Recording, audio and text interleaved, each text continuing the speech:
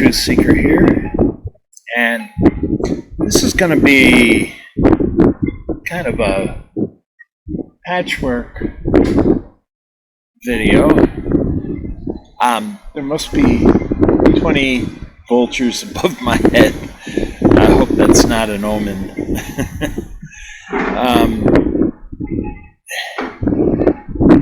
I had done a little number crunching on some stuff about the early history of Watchtower.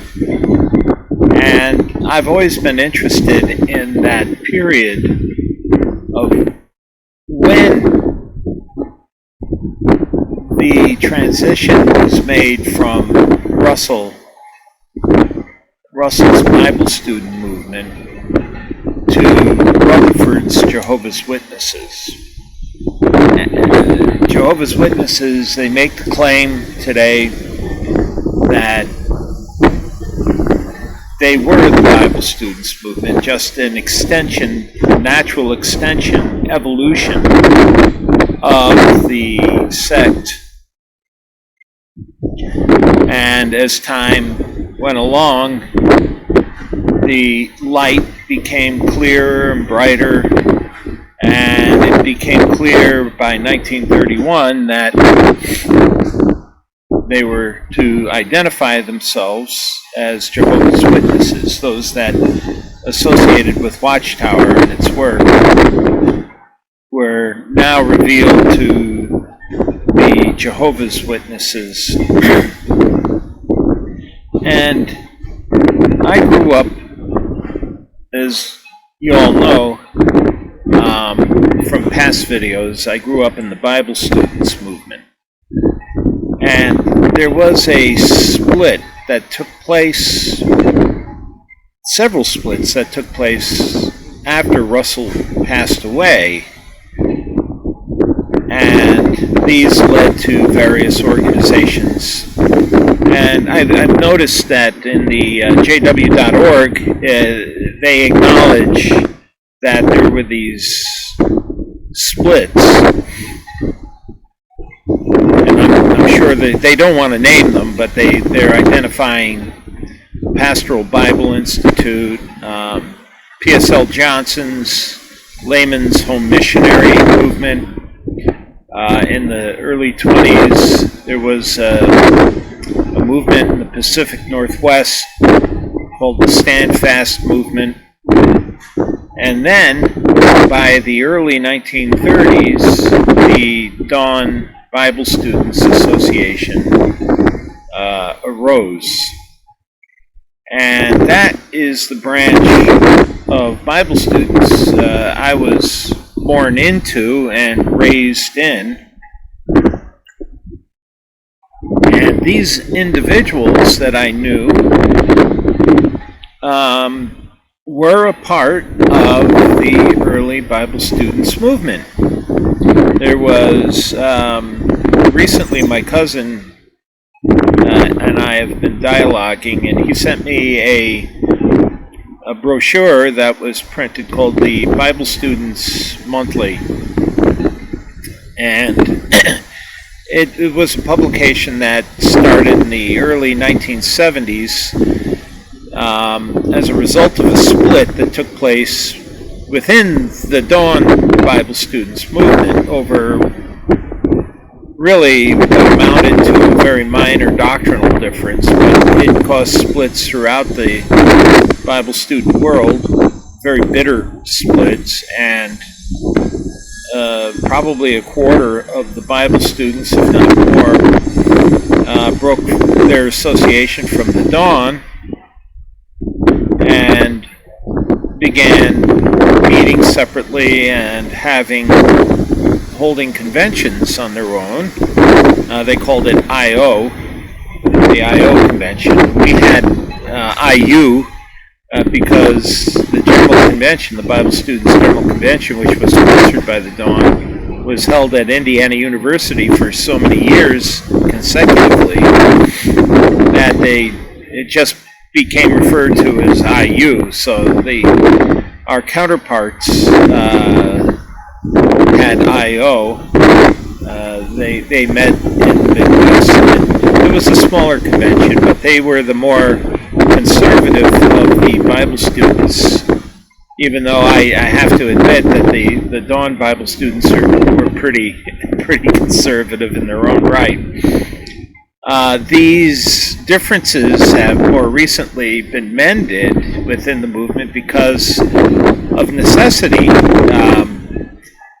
Last July, they held a virtual general convention for the very first time because of COVID. The 2019 general convention was canceled because of COVID, and they didn't want to, or 2020 convention was canceled because of COVID, and they didn't want to see the same thing happen in 2021, so they held it online. Well, I listened into a couple of the discourses that were given, and I noticed the attendance was about 350 or so in attendance today, and I was surprised to see that it was less than 400 in attendance. When I was a kid at Indiana University back in the mid-1960s, attendance at the General Convention was over 1,000. But most of these that I knew, old-timers, many of them, were associates of Charles Taze Russell. There is a book that was published by William Schnell, 30 Years a Watchtower Slave, where he cites, where it's cited in this book that some 75% of the movement, of the original movement, left by the late 1920s. And I've always been interested in transitions, like the Dark Ages into the Middle Ages and so on, mysteries. And there is always this mystery to me as to what happened. You know, what was going on? Because, you know, obviously P.S.L. Johnson's movement wasn't all that large. I mean, there are still associates of that group today in existence that descended directly from P.S.L. Johnson, and they publish a website. I forget what it is right offhand, but they're very devout Russellites, and they don't believe, Johnson taught that he was the last of the 144,000, and that all that came into the movement after that were modern worthies or something like that. I forget what they called them, but they were to have some kind of an association with the ancient worthies, Abraham, Isaac, Jacob, David, all of those that were identified in the 11th chapter of Hebrews as faithful ones. Russell had taught that they would be the first to be resurrected in the kingdom, and they would take control of the government and be his earthly representatives. And P.S.L. Johnson just added the caveat that those that were coming into the Layman's Home Missionary, even though they didn't have the opportunity to be part of the heavenly class, they would be associates with the rulers, Abraham, Isaac, Jacob, Moses, and all those guys. So that was the incentive to stay with Johnson. The PBI also formed early. Both the Layman's Home Missionary and the PBI, the Pastoral Bible Institute, formed about the same time, 1918, 1919, very shortly after Russell died. Their beef was with the new leadership of the Watchtower Society, and so they broke off. And at that time, I saw a figure somewhere given that maybe 1 in 7 had removed themselves from associating with Watchtower. Actually, my mother's branch of the family, once Russell died, they stopped meeting with the Bible students. They didn't like Rutherford for one thing, but they believed the work was done. Russell focused on the 144,000. He called this the gospel age, the harvest period of the gospel age, and that it was the last work that was being done by God. And Jesus, during Jesus' presence, which came in 1874, and he used Bible chronology to arrive that date, Bible chronology that he really got from Nelson Barber.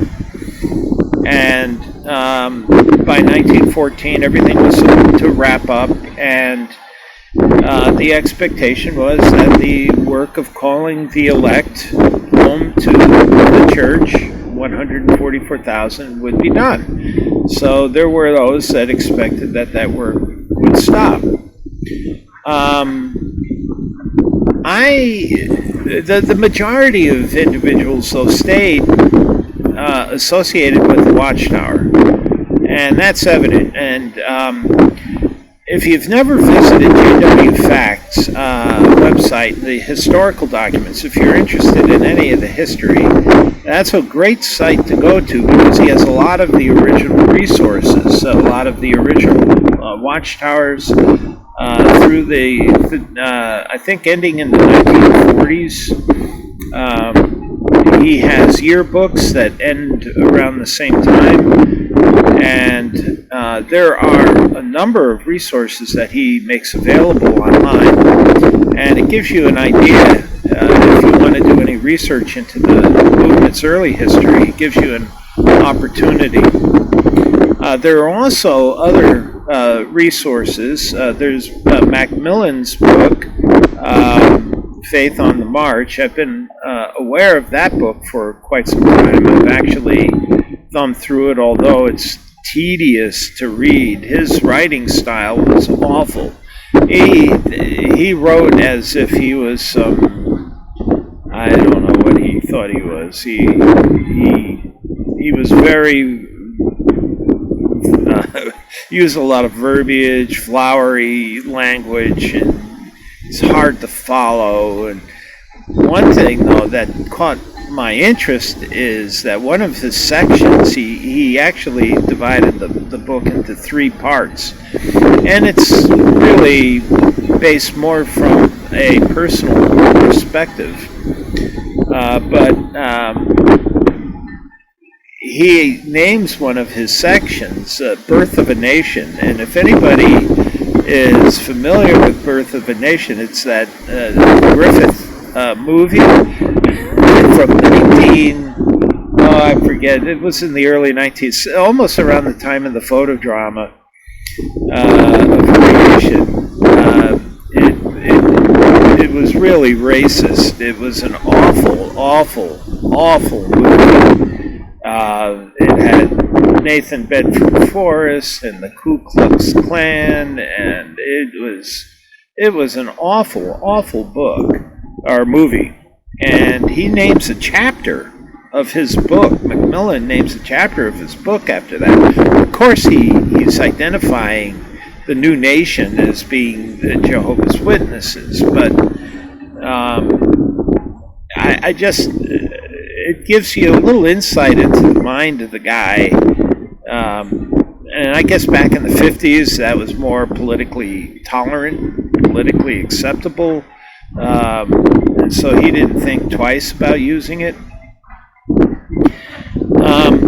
But anyway, I went to the Watchtower headquarters several years back, 2015, with Lloyd Evans and his wife, a very nice gal. We had some nice chats.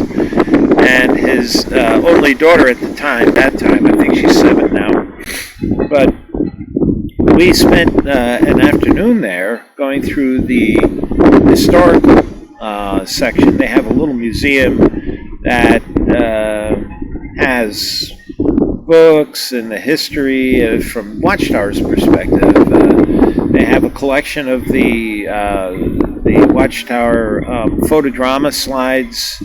They have some articles of clothing. I think it's Russell's cape and cane, top hat. There are other relics there. There was a chart of the ages, kind of an unusual one that I wasn't used to seeing, that printed or illustrated the jubilees on the bottom. I believe that particular chart of the ages, it was a big cloth tapestry that fit on the wall. I would say it was probably close to 4 feet by 10 feet in dimension. It was big, blue field, white imagery, and it showed these arches as a dispensation of time and specific work of God. Very dispensationalist. Russell patchworked his doctrines from Adventist sources, and each one brought a little piece of the pie to the mixture. And all Russell did was just kind of put them all together, and that's what distinguishes the Bible student / Jehovah's Witness background from the Adventist background. It derives from it, but it's sort of a compilation of a variety of individuals' contributions. And so I listened to a talk. Okay, I guess I might as well just give a sort of the motivation behind this particular video. I listened to one of the General Convention talks given by an elder. He's been a fairly prominent, well-known elder. He's a little older than me. For the last between 40 and 45 years. He was born and raised in the Jehovah's Witnesses and ran afoul, I guess, to some extent with his elders, his Kingdom Hall. I think it had to do with education. He wanted to go to Rutgers and major in physics. I remember him telling me that because I was a physics major in college, and they discouraged him from doing it. So he didn't go at the time. He ended up getting a degree in engineering, I think electrical engineering at night, in a Pennsylvania, one of the Pennsylvania colleges, the Allentown area, Phillipsburg area. So, I mean, he's a smart guy, but yeah, it makes it tougher when you're discouraged from going to college and you're a little older. You got family and responsibilities, and you have to earn a living. It makes it a little tougher to go to college that way, but he did it. And I noticed in his talk how much he used Jehovah, the term Jehovah, so much more so than other Bible student speakers. Now, Bible students have always used the term Jehovah, but they were never as fanatical about it, using it. And he never referred to God. He always referred to Jehovah or Jehovah God.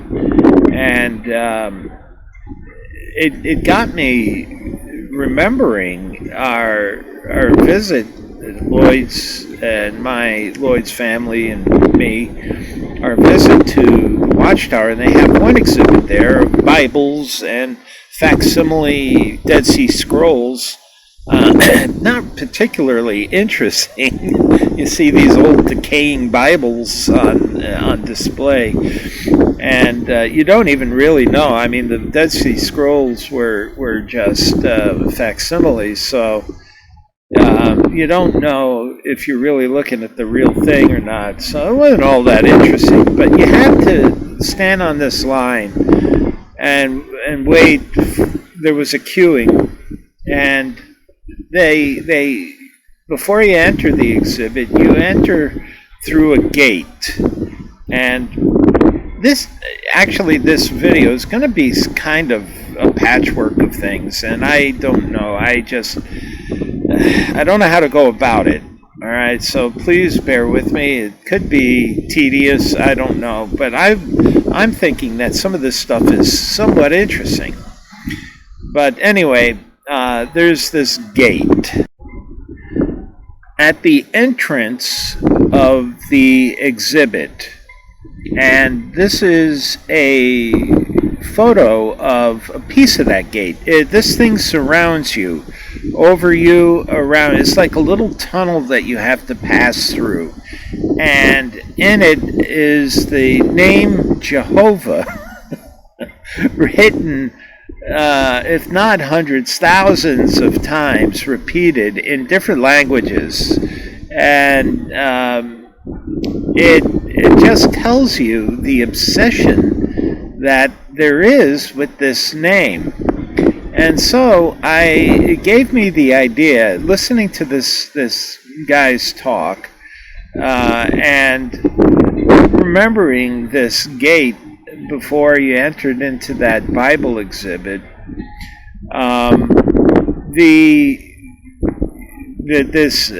This obsession with Jehovah gave me an idea to do a word analysis and to see if it might lead me into some kind of, I don't know, insight into the transition of the movement into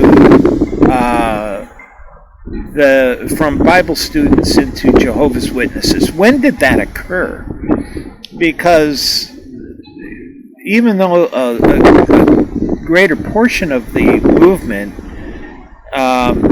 left the original movement, as Schnell indicated, 75% of the original movement left, there was still a core of the original Bible students who remained loyal to Rutherford, to the society.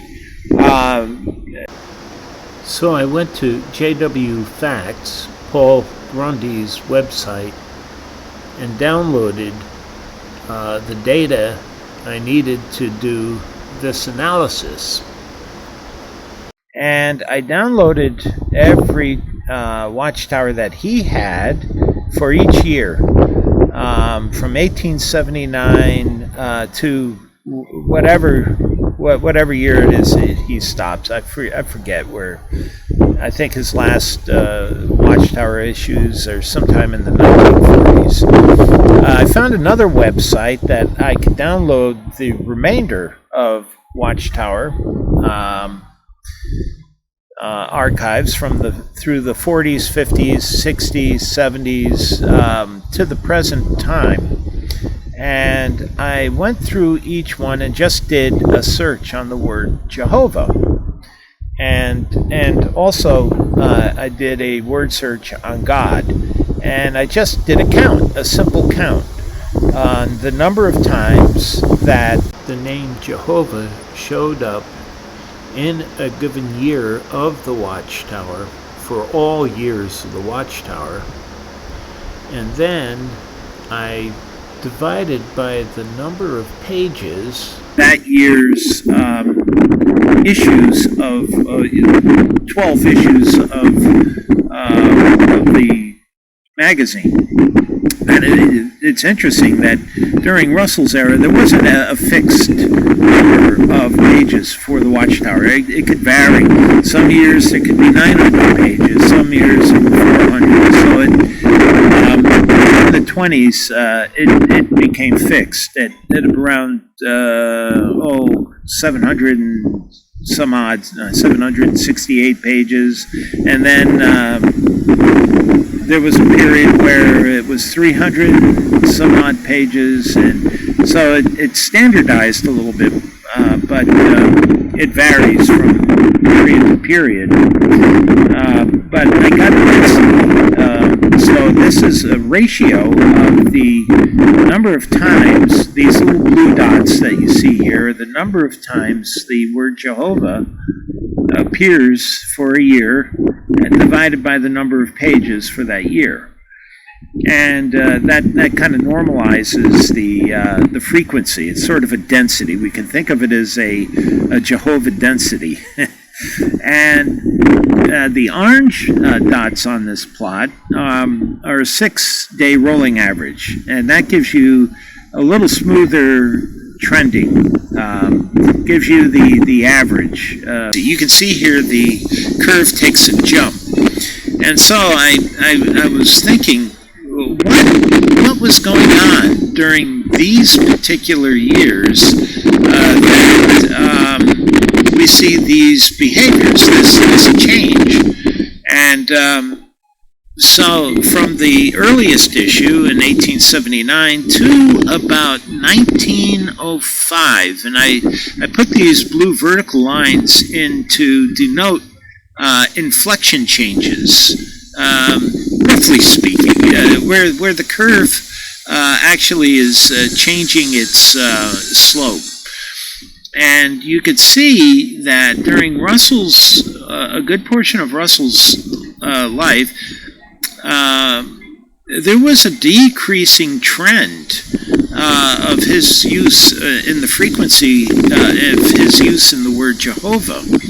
And there was an initial variability. Oh, one other thing I want to point on this chart, because of the great changes we're talking about, from hundreds to tens of thousands in frequency of the word, I plotted the axis on what we call a log scale, 10, 100, 1,000, and so on, so that the data better fit and presented on the chart. But it yields the trends that I wanted to take a look at. So it's just a convenience that I plotted it on this log scale.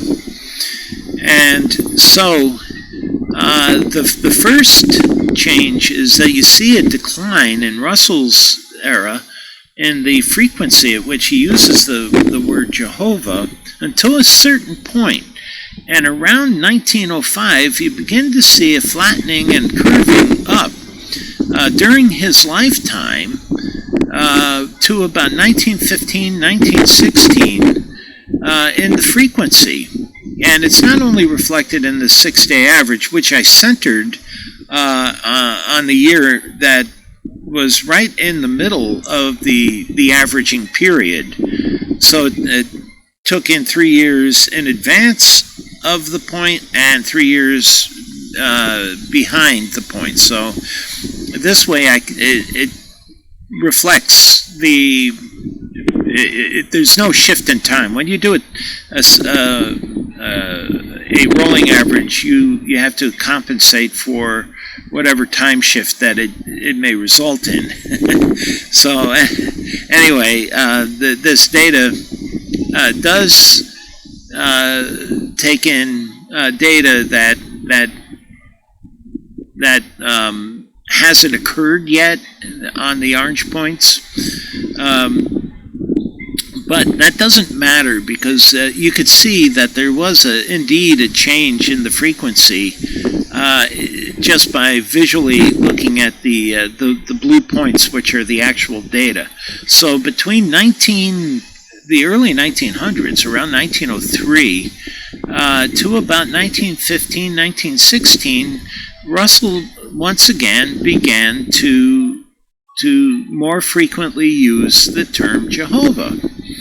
And I began thinking, what might have caused that? And if you go into Macmillan's Faith on the March, There may be a clue there. Around page 59, Macmillan, A.H. Macmillan, Alexander Hugh Macmillan, who was one of Russell's favorite, favored followers. He, by the end of Russell's life, Macmillan, who was in his 30s, had become quite a prominent individual in the Bible students movement, and Russell called Macmillan into a meeting just before he left on his last trip before he died. And they had a 3-hour discussion on Russell's vision for the Watchtower. And I think Russell realized that this was his legacy, this organization. I mean, his personal life was a failure. He had a nasty divorce that followed him into around 1907. That forced him, in part, to move to Brooklyn, New York. That was one reason. Another reason for the move to Brooklyn, New York was that New York City was the gateway of the United States to the world. And it was the center of commerce for the United States, of business. That's where Wall Street was.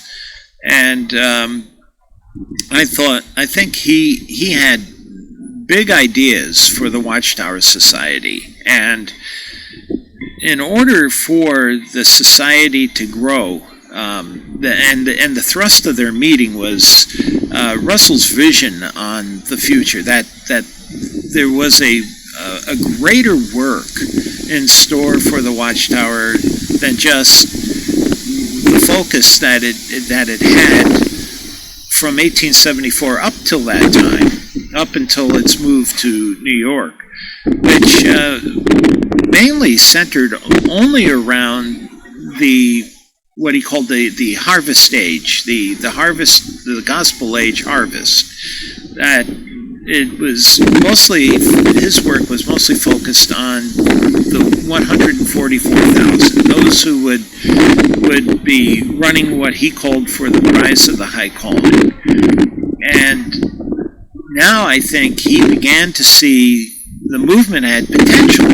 There was a great deal of growth from 1900 on. We're talking, a growth from hundreds to thousands, and thousands of classes or ecclesias, congregations, whatever you want to call them, around the United States, most of them small, a number of them fairly large. But he saw that this organization had a potential, and I think he wanted to grow it. He modeled the Watchtower after more of a corporate model rather than a church, and I think he expected it to become a worldwide phenomenon, and that he wasn't going to be able to live to see that growth because his health was in such a decline that he didn't expect to see it happen. But the discussion that he had with Macmillan centered on the continuance of that work, what that work would be, and who might be those that would be instrumental in carrying on the work as his successor. And according to Macmillan, Russell actually had hoped that Macmillan would actually take on the leadership role of the Watchtower, but Macmillan didn't feel like he was ready, and then that he didn't actually want that responsibility. He liked his position as it was, and he didn't want to take the flack. Once they had moved to Brooklyn, I didn't realize how unwelcome they were in Brooklyn until I I got to see some of the Brooklyn Eagle articles, and we'll take a look at that in a little bit. Again, one thing led to another when I did this analysis. So you can begin to see this curve, and I think Russell was becoming more autocratic. This is something that the Bible students will not accept, will not see. But there's a 1910 Watchtower article that advocates for studying exclusively from the studies in the Scriptures and Russell's writings, and that those who study straight from the Bible, it's their experience that they would be out of the truth, quote-unquote truth, within 2 years. And so Russell wanted his devotees to study only from his writings. That's the only source of truth, and so that is one of the hallmarks of a and plus separating themselves from the world. You are in the world, but not of it. And they had their own nomenclature, their own language, and in fact, there are circumstances where individuals. There was a news article about a 17-year-old girl who went to work at the Bethel, and her mother took issue with that, and there's an article, a Brooklyn Eagle article about this situation. In fact, a guy, William Hollister, who was a public relations person back then for Russell, was interviewed about this situation that suggested that this girl was taken, who is really a mother's dependent. She was only 17. Was taken and captured by the Watchtower away from her mother against her mother's will, and her mother was suing the Watchtower over it. That surprised me. I wasn't aware of that circumstance. We'll take a look at that one.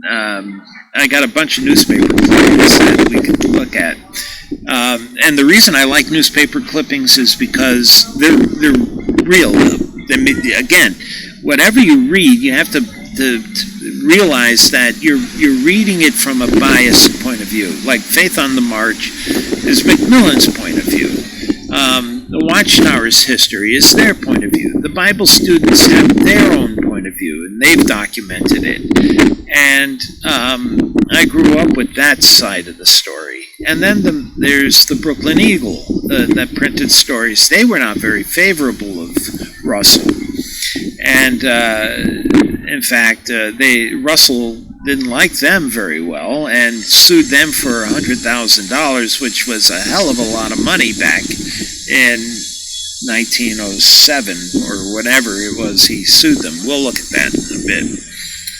But it just makes you wonder, as the movement began to grow and Russell saw the potential for it to grow, I think he also realized that there was, in order to be able to do what he envisioned it to do, you needed an autocratic style of control.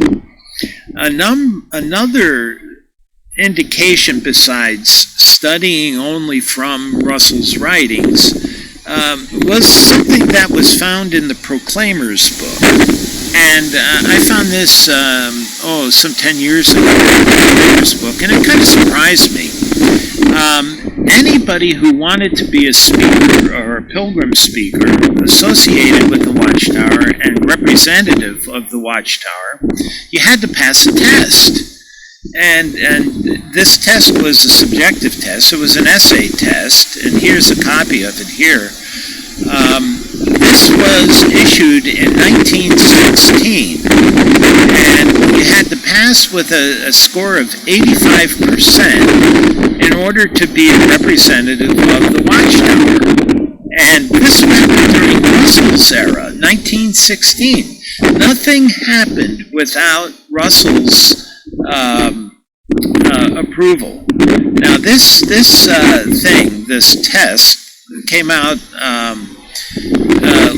likely before Russell passed. Russell died on October 31st, 1916. So there were only 2 months after that, and they were so traumatized by the death of Russell. The movement, the Bible students movement, was so traumatized by Russell's death that nothing really much happened afterwards except some confusion about what to do and where to go and how to do it.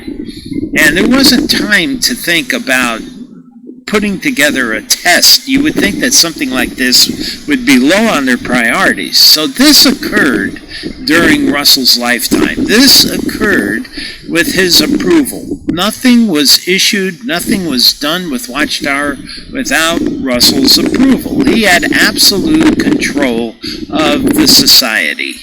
And so this is another indication of an increasing autocracy. Another indicator is that sometime after the trial, the divorce trial in 1903, Russell came up with what they called the vow, and that became very controversial. And the vow was about sexual propriety, as well as vowing to remain free from the occult. He had two things in mind with the vow: the occult and sexual propriety. And with the sexual propriety, you take a vow that it's a very cumbersome worded thing, but it actually, there's something very similar in place for Bethelites today, where the door has to stay open if you're in the room of somebody of the opposite sex who isn't closely related to you, and it goes on, and there are these exceptions, except in the case of a mother, brother, sister, blah, blah, natural brother, natural sister. They distinguish between fleshly sisters and brothers and spiritual sisters and brothers. It was becoming more and more of an autocratic cult centered around Russell in those years following their move to Brooklyn. Actually, really since 1900, when things began. We can see that toward the end of Russell's life, we see an increase in the term Jehovah. And it's interesting that you had these things that occurred, and evidence of an increasing autocratic control of the Watchtower, or tendency in the Watchtower, at a period of its early exponential growth. It's very obvious that in the 1920s, under the new headship under Joseph Rutherford, starting at around 1920, because that's about when things really began to heat up with the movement again. Everybody is familiar with the fact that the entire board of directors and officers got thrown into jail for sedition for about 9 months. That kind of held up work for the Watchtower for about a year. But when they came out, Rutherford came out with guns blazing. There was a series of conventions that were held in 1919 through 1922 at Cedar Point, Ohio, where the emphasis was to reinvigorate the movement, to advertise, to grow. And that was the focus, to grow the movement. Again, doctrinally, they hadn't changed much. They basically had the preponderance of their beliefs through the 20s was still pretty much what Russell taught. They didn't have Jonadabs. They didn't have the great multitude by which they could swell ranks for the Watchtower, but they were laying the foundation for that by increasing the activity of the existing membership to grow, and you could see there during that time there was a jump to the frequency in which the word Jehovah was used up until about 1931. And I put that blue line there, marking that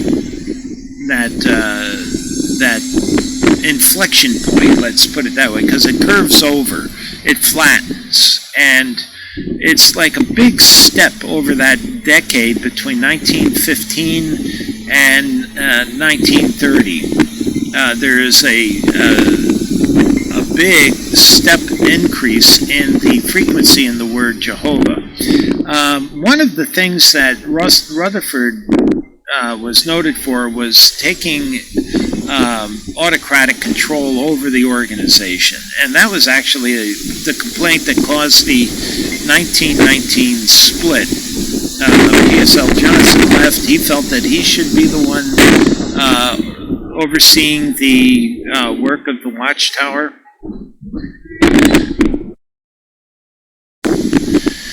While the directors and others that formed the PBI felt that the president shouldn't have as strong a control.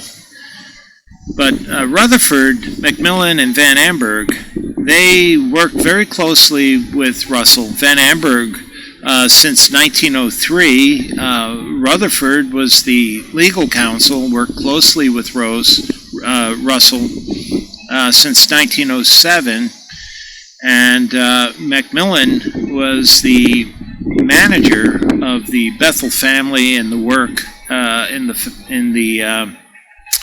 the work that went on with the sort of the office, overseeing the office staff, and they knew Russell's vision, and I believe they understood how he wanted it done. I think Russell himself would have done something very similar to what Rutherford did, except he wouldn't have taken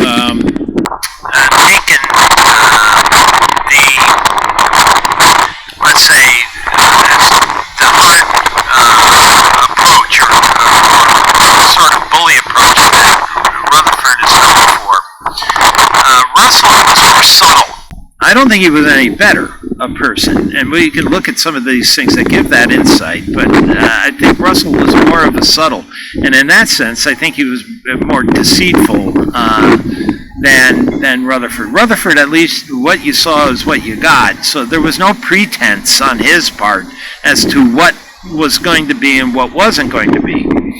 I don't think that's necessarily better, but at least you knew the devil you knew. I mean, is the saying. So Rutherford really made a difference. The movement elected Rutherford.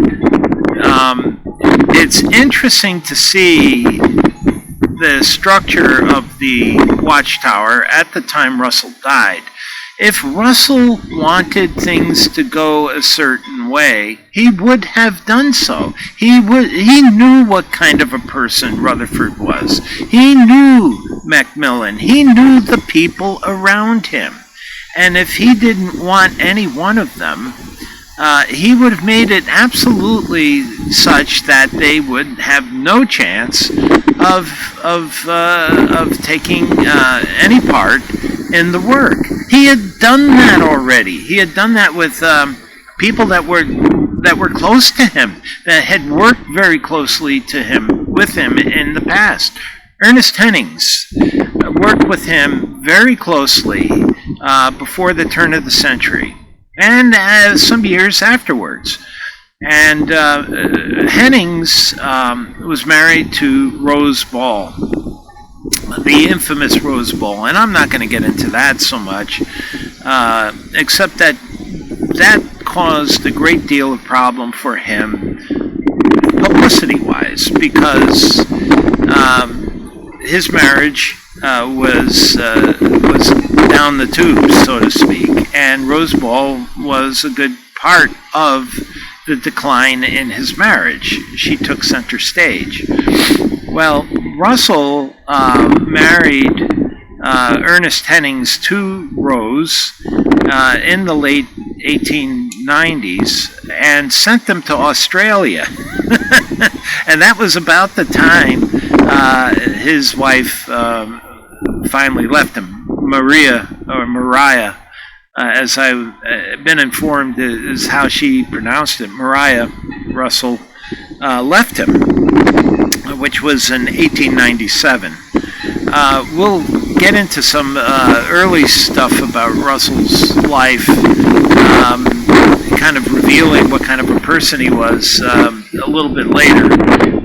It's sort of the sequence of how things went with my investigation here into Russell, because I've always grown up with the idea that Russell was this wonderful thing, and that Rutherford seized control, usurped control over the society, and took it off in the devil's direction. And I don't necessarily think that's the case. But let's continue looking at this chart a little bit more. I've got something wrong here. I have the date. Jehovah's Witnesses formed in 1932. That's wrong. It was the Dawn that was formed in 1932. Jehovah's Witnesses came to be in, I think it was Toledo, Ohio Convention in 1931.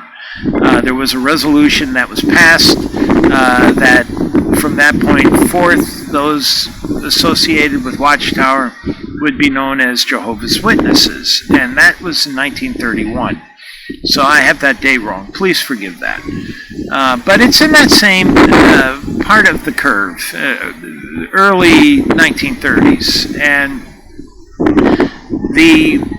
you could see there that once this transition had taken place, there was a decline again in the frequency in the use of the name Jehovah in the printed word. Again, this is a normalized curve. This is a density, a word density.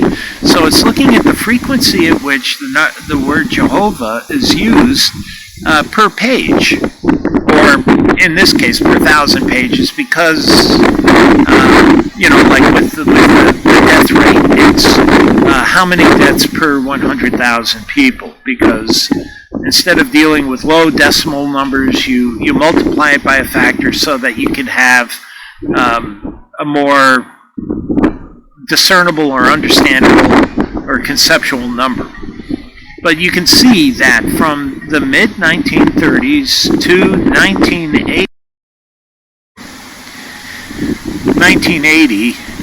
forgive the wind, I am sorry about the sound quality of this, but I wanted to do this outdoors. It's so beautiful out, but it's very breezy. I apologize for that. To 1980, there was a very definitive decline in the frequency, similar to the decline that Russell, you could see.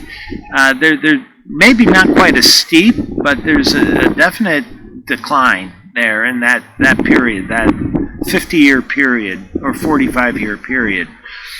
And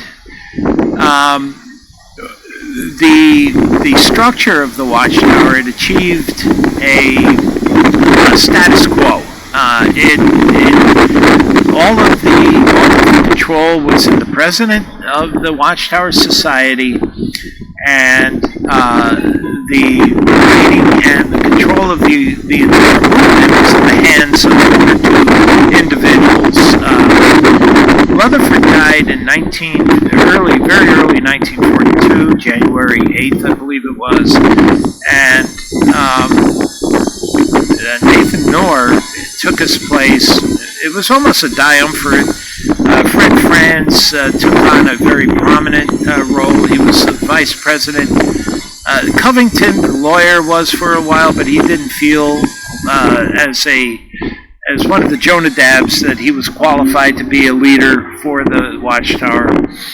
And so Fred Franz became the vice president, and Nathan Knorr and Fred Franz really controlled the Jehovah's Witness movement for that entire period. And during that period, there was an exponential growth in the number of individuals associated with Watchtower. And in his book, 1959 book, Faith on the March, Macmillan noted that what was occurring, what had happened up to that point in the Jehovah's Witnesses, in the Watchtower Society, was a fulfillment of what Russell had in mind for his vision of the Watchtower. And though there's a bias, again, the winners write the history, but you can't necessarily say that everything that was said was false. So you do have to recognize that there is truth in somebody's perspective.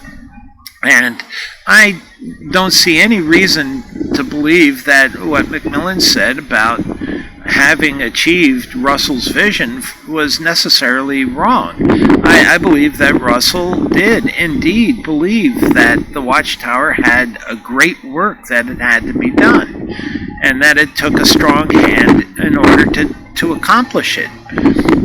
Russell did use the word theocracy. I believe I looked into this years ago, and theocracy was not an unusual idea. I mean, the whole idea of the kingdom is that God rules as a king. Jesus rules as a king. He's God's king for the kingdom, and that's an absolute authoritarian type of control. And that was what Russell envisioned as an ideal society, that there would be this beneficial autocracy that would bless all the families of the world, and that those that didn't want to cooperate with this autocratic control would be put to death forever in the second death. So Russell was of the mind, and that of a strong leadership. And I think the idea of independent ecclesias was a convenience because it would require more administrative aspects, more administrative requirements and demands on Russell than if each of the ecclesias were controlled on their own, and I don't think he wanted that. He was still developing his he was spreading his name, he was getting publicity, he was getting the Watchtower notice, and he was developing a doctrine and a following. And I think he realized that at some certain point in time, the organization was going to be too big for it to operate that way and to continue operating that way, and that it would need a stronger hand. And I think that's reflected by this tick upwards during his lifetime in the frequency of the word Jehovah. We see that during periods of increasing autocracy, the use of the word Jehovah increases. So let's look at this curve. I pointed out that there were declines between 1879 and just about 1903, 1904, and then a steep, sudden, almost step jump to through the 20s to the early 30s. But once the Watchtower had pretty well established its new structure, there was a decline in the frequency in the use of the word Jehovah until 1975, and you could see here that there was a gradual change in the slope, and 1975 is infamous among Jehovah's Witnesses for the last failed prophecy for the date, at least from a date perspective. During the 1960s, in the middle 1960s, Watchtower began encouraging the idea and endorsing the idea that the 6,000 years of sin would end in 1975, and that Job's Armageddon would come in 1975, and the kingdom would be established after that. And so there was this expectation that really impacted the society when that prediction failed. There was a coup in the leadership. There was a body called the governing body that had just been formed in the early 1970s that was independent of the management, the corporate management of Watchtower. And this organization, the governing body, began to assert itself in control over the body of Jehovah's Witnesses to some extent in the early 70s. But after 1975 and the failure of the prediction, that was the coup de grace for Watchtower's corporate leadership. And Noor died in 1976, and that was when the governing body asserted its full control over the whole operation. And what do you see here? Beginning in 1980, you see a beginning in the increase in the frequency of the use of Jehovah. And we'll look at that a little bit more closely in a second. But you notice that blue line there that I have around 1980.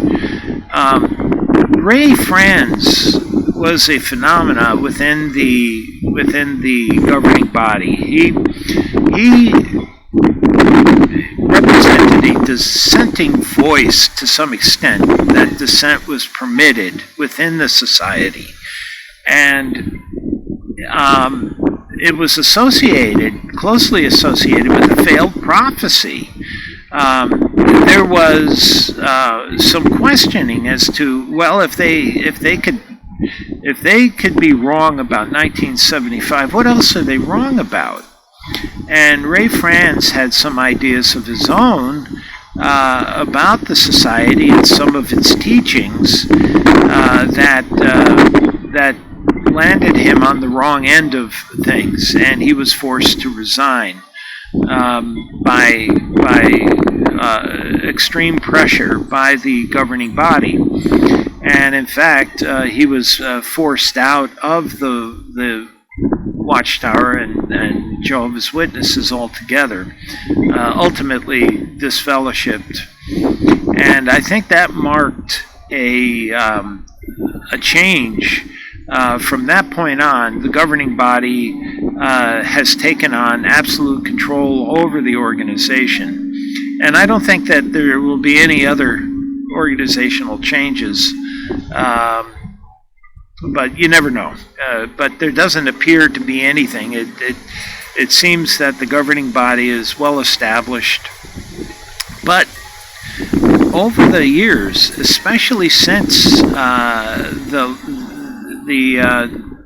around the year 2000,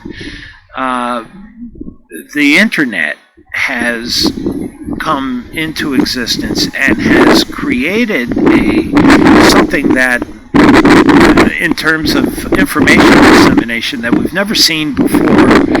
And now Watchtower is facing a real dilemma among what they call apostate attacks. there's more information more freely available about the organization that's just a click on a computer away. And so this has resulted in a decline in the growth rate in the numbers. The external growth from witnessing work has declined to almost nothing. The growth that takes place within the Watchtower, within the ranks of the Jehovah's Witnesses, is largely from those that were born into the society. And it's growing not at a 5 or 10% rate, but at a rate of about 1%, 1 to 1.5% a year, which reflects basically the population growth of the world. So it's really growth just from those that are born in and remain in. But Pew Research on religions did identify Jehovah's Witnesses as having the greatest turnover in membership of any religion. So with that, we've taken a look at this chart and how the Watchtower has responded in its frequency in the use of the word Jehovah when it's facing circumstances of instability and where it has to assert itself, the leadership has to assert itself in greater control. It results in a corresponding increase in the use of the term Jehovah. It's kind of an interesting phenomenon in this word study, and you can see that that's happening in the later years, and that's as a result of the more desperate attempts of the Watchtower to thwart the exodus from its membership. There is a huge exodus over the last 2 or 3 decades from Watchtower as a result of largely as a result of the internet. So with that, let's take a look at some other interesting things. And you know what I might do? I might just break this up into 2 different videos. So we'll stop at this point, and we'll pick up in a part 2.